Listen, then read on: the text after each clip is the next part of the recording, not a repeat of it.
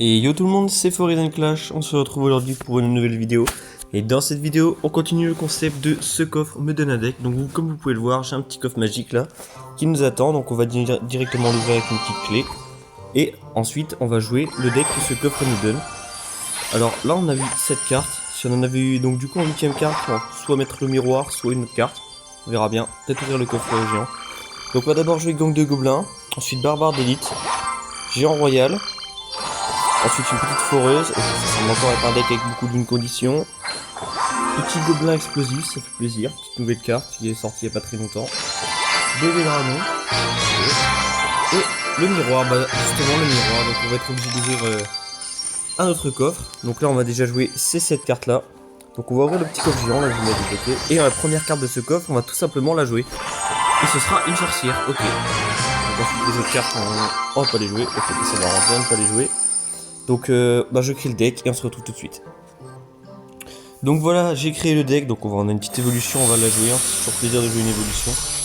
Donc voici notre petit deck, ce sera ce petit deck. On va jouer, tiens on va jouer petit canonnier en vrai, comme ça on va pouvoir tester. Et on se retrouve tout de suite dans la prochaine game. Allez c'est parti, on est dans la première game face à Lethal Mobster de Celtic Warrior. On lui dit bonne chance, exactement envoyer une petite foreuse, qui joue princesse, peut-être du lockbait. Ok, on va voir comment il défend cette foreuse. Bah il défend pas, il est juste sa princesse. Ok. On va très bien gratter cette tour. Ok, le berserk nous joue un petit chevalier, future évolution. En vrai ça ne nous dérange pas trop, il était certainement joué lockbait, mais qui joue une version prince je pense, prince fripon. Donc on va directement venir bébé dragon sur ce gobelin pour le prendre trop de dégâts. Ça va bien qu'on prenne pas trop cher quand même. Ok, le gobelin explosif Kajirine Fripon. Qu'est-ce que ça vient de non, dommage, il n'y aura pas la deuxième. Ce gobelin Sarbacane. Est-ce qu'on pourrait éviter de prendre trop cher sur le côté droit avec la Fripon? Ok, bah voilà, le prince qui arrive, qui est sorti. Prince qui. Pas trop de nouvelles, hein, parce qu'on a quand même gang de gobelins, mais il a une bûche. On a quand même des barbares d'élite pour le tuer, du coup ça va. Mais pour notre GR, le prince qui peut facilement détruire notre GR.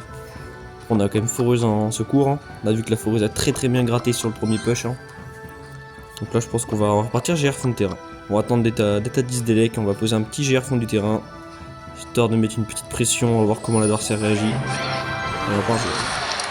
Ok, il met une princesse sur le terrain. Je sais pas pourquoi il veut pas la mettre au pont, ça nous arrange, on va pas se plaindre. Parce que princesse au pont, ça peut être problématique, hein. C'est difficile à gérer. L'adversaire qui force vraiment sur ce push là quand même. Peut-être pas oublier de défendre. Voilà, je t'avais dit le prince. Alors qu'avant envoyer une foreuse pour essayer de gratter. On a pris très cher un chevalier camion en plus. Hein. Je pense qu'il est trop d'élec. Hein. Il y a des barbares d'élite à défendre. Hein. Ça son gang. Ah ouais, l'adversaire qui n'a plus d'élixir pour défendre. Hein. Très primitif cette carte des barbares d'élite. Hein. Il a quand même un gobelin Sarbacane, mais c'est la technique. De l'autre côté on va essayer de pas perdre notre tour. On a prince quand même. On a pris sa tour mais on a pris très cher. Après on est quand même devant sur le tour. Donc on regarde dans le tour de côté. L'adversaire qu'on voit enfin une princesse au pont, j'ai envie de dire. Faut gratter. Pourquoi il l'a envoyé sur cette tour là? Mais bon, je pense qu'il s'attendait à ce qu'on le pré-shot de l'autre côté.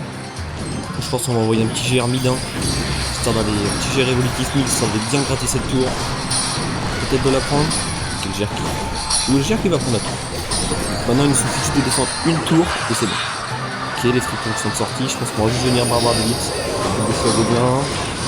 La bûche en plus. Faut essayer de pas perdre une tour. Bon, c'est chaud, hein. La tour de gauche qui tombe. Alors, je pense qu'il faut se résoudre à abandonner la tour de droite. Hein. Je pense que ça va être une game franco-run. Hein. Déjà, ça commence grandement. Le deck qui est beaucoup plus intéressant que les autres decks de la dernière fois. C'était vraiment très dur à jouer. On n'a pas gagné beaucoup de games, on a gagné que 2 games. C'était vraiment pas très intéressant. Pas une très bonne performance, mais le game qui était vraiment très dur. Donc là, on a l'avantage à la tour de roi. On a un bébé dragon sur le terrain. L'adversaire qui a du mal à gérer ce bébé dragon. On est obligé de le princesse souvent. On va poser une petite sorcière. On va accompagner, je pense, un petit barbare d'élite pour aller gérer tout ce petit monde. On va aller directement gobelin explosif, cette princesse et ce gobelin Sarbacane qui ne va pas mourir malheureusement. Le gobelin Sarbacane qui me dérange un petit peu dans cette game. On va repartir GR devant cette sorcière, hein, la sorcière qui dérange énormément l'adversaire. Vous voyez tout à l'heure, elle fait une très bonne value. Il essaie de jouer sur les deux lanes avec ses princesses. Vous voyez, il en met toujours une à droite, une à gauche pour me forcer à défendre les deux. Ce serait bien que la sorcière tombe pas. Ok, la sorcière qui tombe pas. Je pense qu'on va directement envoyer Barbardite. Hein. Je miroir pas la sorcière parce que le problème c'est qu'après il peut directement la gérer par derrière. Je sais pas pourquoi il essaye pas d'ailleurs, mais vous voyez, il va directement mettre le godin dessus. Après la sorcière qui a détruit le gang complètement. Et là on a quand même du monde, hein. Il y a du monde à défendre. Il y a quand même un gobelin explosif et une sorcière sur sa tour du roi. Des mains prince, hein, mais on a déjà une foreuse, on va miroir la foreuse. Le gobelin explosif qui meurt. Enfin, je pense que la game est win. Hein. La game qui est win. Ok, la game qui est pas tout à fait win, mais bon, à santé, voilà, si j'ai cherché. Je vous dis bien joué, un super combat. La game, première game qui est déjà extrêmement pleine de rebondissements. Le deck qui pour l'instant est validé. Hein. Alors, on va directement retester ça en deuxième game contre Vigit, qui nous joue petit sur sa petite bannière du deck de Rémi. Hein. L'adversaire qui a certainement joué ce deck là. C'est pas une très bonne nouvelle. Il y a une gobelin explosif. On va directement venir y répondre par de notre côté aussi un gobelin explosif. Hein. Petit combat de gobelin explosif au point. Ce serait bien que le canonnier arrive à tuer le gobelin explosif pour pas prendre de coups. Le gobelin explosif qui est pas mort, on va essayer de l'accompagner. Ok, ça veut dire qu'il joue foreuse évolutive. Alors ça par contre c'est pas une très bonne nouvelle parce qu'on n'a pas grand chose pour gérer la foreuse. On a le gang de gobelins, mais s'il a un poison ou une bûche, ça peut vite fait devenir très compliqué. Et de son côté il a un gobelin explosif complètement détruit notre foreuse. On a également, mais le problème du gobelin explosif c'est qu'il ne one-shot pas les gobelins de la foreuse. Les gobelins sont toujours un petit PV, je pense qu'on va miroir les barbardites. Hein. Ils vont trop cher avec ce gobelin explosif. La cercle qui va vraiment nous mettre une grosse pression avec ses squelettes au pont, je sais pas ce qu'il cherche. Il va juste mettre un petit coup, c'est vrai que c'est pas très agréable de se prendre un coup de squelette, mais bon. Derrière on met quand même 2 coups de barbardite, on passe même 3 coups. 3 coups de barbardite, vous voyez la tour qui a complètement fondu. On a déjà pris midlife avec 3 coups de barbardite. On va pouvoir partir gérer sur le terrain. Ok. Une foreuse gobelin explosif, un combo très relou à défendre. Hein. Parce que la foreuse vient complètement tanker ce gobelin qui va complètement détruire les autres unités. Là je pense qu'on va malheureusement devoir... Ah non peut-être pas. Ok. Pas se prendre la connexion. Je pense qu'il y a l'adversaire qui a déjà cité de quoi défendre ce GR. Ok, je comprends pas son... Il a voulu calculer le dragon avec son chevalier. Il s'est complètement raté du coup le dragon qui va gratter cette tour. Ça peut être intéressant quand même, on gratte la tour. Après le GR qui s'est fait anéantir. De ce côté... Je pense qu'on va laisser le chevalier taper, on n'en a pas grand chose à faire. Peut-être qu'il va mettre un coup ou pas. Ok, bah intéressant. Je pense qu'il va peut-être repartir après la forêt Zévo. Là ça peut être problématique. On va directement ce coup-là, ce canon qui va le défoncer. Voilà. On va partir sorcière fond de terrain. On va voir comment il réagit. Ok, il a un poison. Alors ça par contre c'est pas du tout une bonne nouvelle comme je vous l'ai dit. Hein. Parce que du coup on peut pas. Ça nous oblige tout le temps à défendre le gobelin explosif. Et de son côté qui part gobelin explosif. On va directement venir GR devant cette petite sorcière. Je pense qu'on va barbarder de l'autre côté. Hein. On va barbarder complètement de l'autre côté.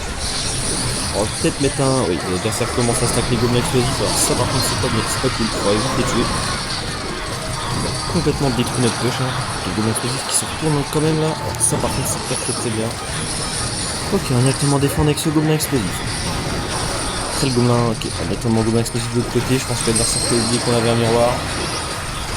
Ça nous arrange. On va éviter qu'il bloque la tour quand même. Il va bloquer le gobelin explosif. Il y a le GR qui sert vraiment pas à grand chose. Ok, on a une connexion de gobelin explosif côté gauche. Qui nous permet de repasser presque devant dans la game à 3 HP près. On n'a pas de sort. Hein. Comme hier, vraiment les coffres qui veulent pas du tout nous donner de sort. On va par foreuse, on va bavarder, on va pas se prendre la tête. Hein. On n'a pas envie de lui donner de la value à son poison avec notre gobelin explosif. Hein. Ça, notre foreuse. Hein. Je pense qu'on bavarde de l'autre côté, ça peut être intéressant. Hein. Ok, tu vas dire qu'il va tomber. Après, il a quand même son gobelin explosif qui nous embête énormément dans la game.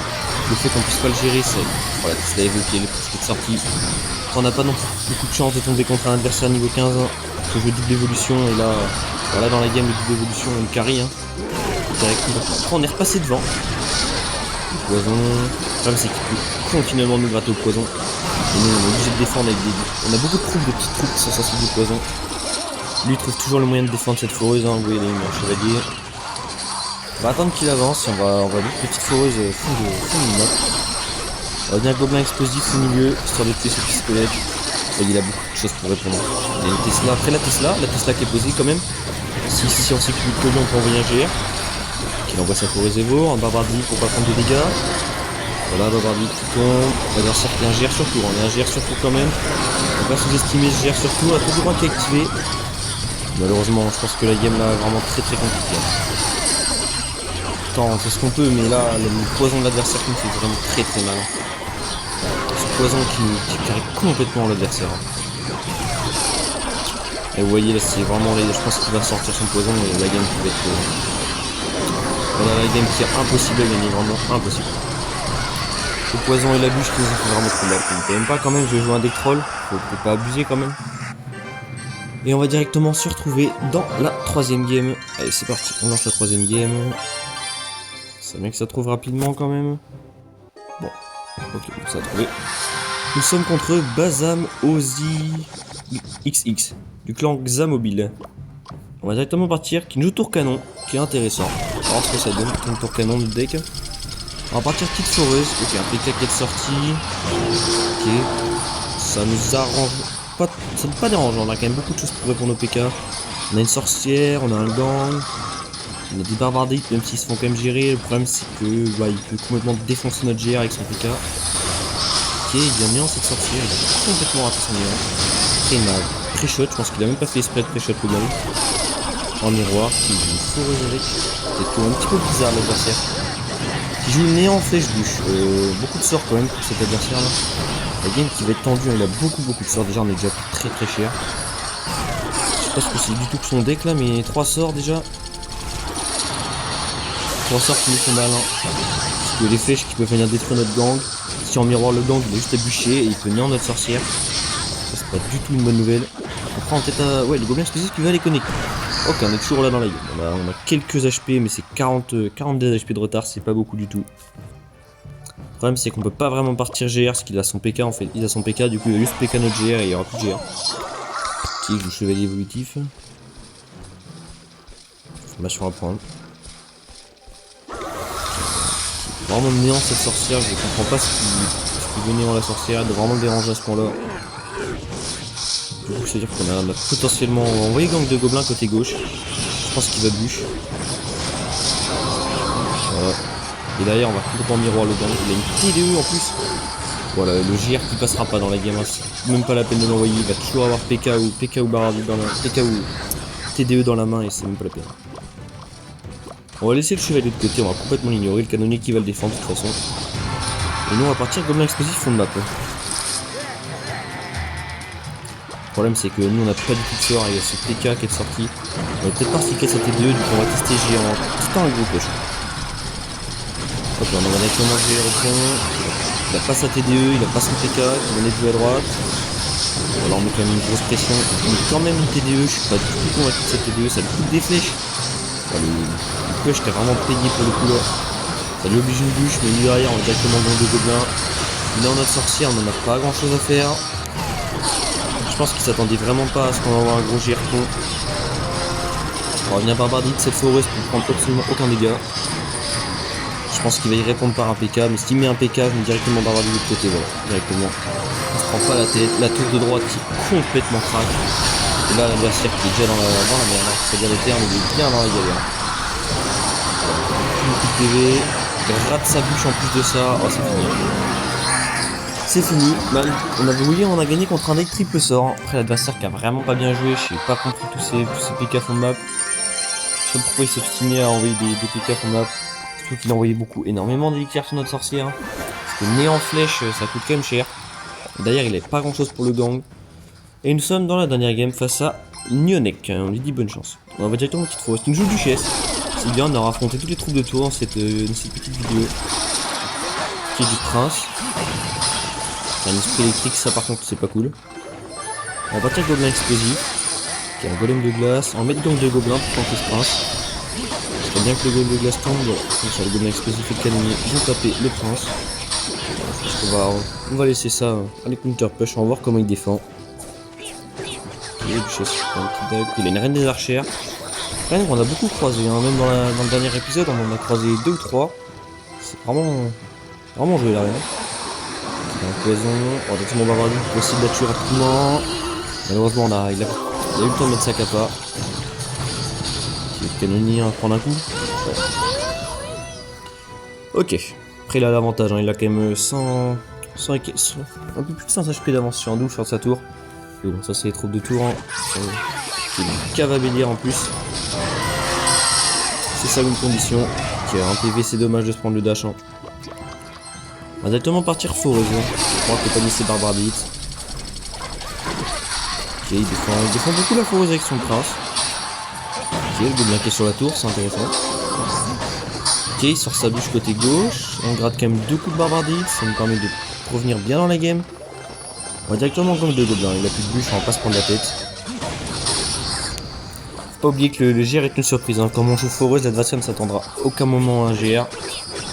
Et je pense qu'en x2 ou x3, on pourra peut-être tenter un GR pont s'il sort son prince. On va tirer gobelin explosif, il n'a pas non plus l'info du le dragon, on va devoir dire que c'était cette cavalière. C'était bien évité le dash. Ok, on a évité le dash. C'est une reine des archères qui va venir complètement détruire nos barbares de hit. Et résultat golem de glace. Je pense qu'il veut garder sa capa pour après. On va tirer GR fond de terrain. Ça a cyclé l'évolution. C'est le prince qui est sorti. On va sorcière, on va voir s'il bouge. Il a une chose. Dragon des gobelins sur le côté. C'est pas grave s'il meurt. Au moins on aura détruit un petit peu. Il faudrait que la sorcière passe derrière. Ok, heureusement non. Ok, heureusement la sorcière qui meurt avec cette bûche. Vous voyez notre GR qui s'est fait détruire par cette capa de reine. On repart foreuse. Parce que la foreuse nous gratte quand même. C'est l'adversaire qui est devant quand même dans la game. Je pense que peut-être repartir Barbare Beat parce qu'il a du mal à les gérer les Barbare Beat. Hein. C'est pas une carte, c'est une carte qui lui donne beaucoup de problèmes dans la game. Après là il y a quand même du monde. Quand même du monde à défendre. Il y a Miroir les Barbare Beat, faut pas prendre trop cher sur ce cavalier. Vraiment les dashs de cavalier qui nous font mal dans la game. Et ce serait bien qu'on ait un Phoenix, ça prend un petit GR. Après il y a la reine qui va venir clutch mais je pense qu'il va sortir sa capa. Ça sort même pas sa capa là. Il va dessus. Il a déjà cité cette Tesla. Après la Tesla qui tombe très rapidement. Il n'y a plus de capa, il n'y a plus de dague dans la duchesse. Une bûche, le GR qui est sur la tour, la foreuse qui arrive. Ok, on est toujours pas repassé devant grâce à cause de sa cavalière. Sa cavalière qui est vraiment problématique dans les games. Très problématique cette cavalière. Je pense d'ailleurs qu'il va pas tarder à tomber. Du coup, un Barbare Beat directement ici pour pas prendre de dégâts sur cette reine. Ça le bloque de sa cava. Je pense qu'il va la mettre maintenant, donc on prépare le miroir. Et c'est parti, on les pose. Voilà, oui, on préchette bien. On préchette bien cette cava grâce à nos Barbare Beat. On évite de prendre un coup, malheureusement on prend la charge. Et là ça devient compliqué la game là. La cavalier qui nous pose problème, hein. Cette reine aussi qui nous pose vraiment problème. La reine qui fait toute sa défense, et ça c'est vraiment un problème. Le gobelin explosif qui ne sert absolument pas à rien du tout dans la game. Il sert vraiment à rien. On n'a même pas joué le bébé dragon, il est vraiment pas très utile. Il défend absolument rien dans la cava. On sort les Barbare Beat. Là je pense que c'est fini. Ouais, la cava qui a un PV vraiment. 3 fois on a eu une connexion à un PV et malheureusement on va finir sur une défaite. Hein. Bon, j'espère que cette vidéo vous a plu. Et n'hésitez pas à dire en commentaire si vous voulez une nouvelle vidéo ou autre chose. Si vous voulez tester d'autres decks. Si vous aimez ce concept aussi. Ou si vous avez d'autres idées de concept, n'hésitez pas à les mettre en commentaire. Et merci de lâcher un petit pouce bleu et de vous abonner si cette vidéo vous a plu. Sur ce, ciao.